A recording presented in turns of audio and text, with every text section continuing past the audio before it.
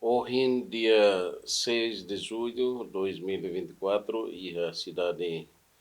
capital moçambiquina, Maputo, agenda Loron Icos, para visita oficial de Sua Excelência, Presidente da República, a delegação de Mai, e agenda tolo, também ocupado com programas importantes. Sua Excelência Presidente delega Hau, para visita instalação termoelétrica Maputunian, instalação ida na beque moderno de Tebes, para energia elétrica, projeto ida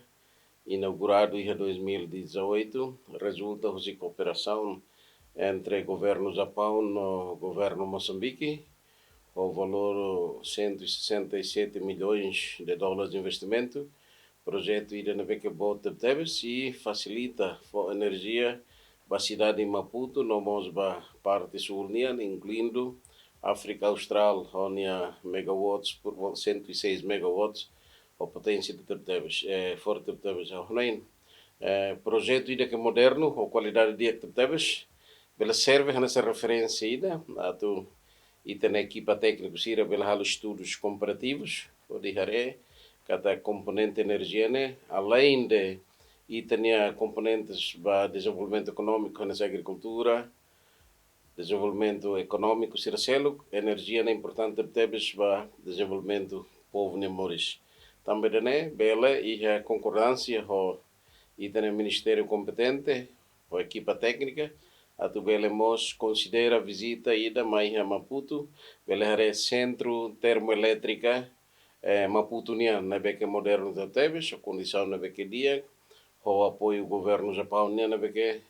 lori nuni mudança bot, para necessidades energéticas e a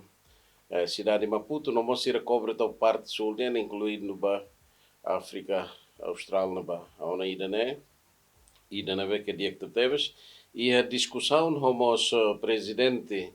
Conselho de Administração da direção da equipa técnica, ou se delegação, na beca vai discutir, que a área da beca importante teves para Timor-Leste, ela explora, cooperação bilateral, netama contexto quadro de cooperação, o CPLP, não sei, além da mobilidade, é maneira que estamos considera essa sustentabilidade, a energia parte da neve que vele, a cooperação entre Timor-Leste e Moçambique.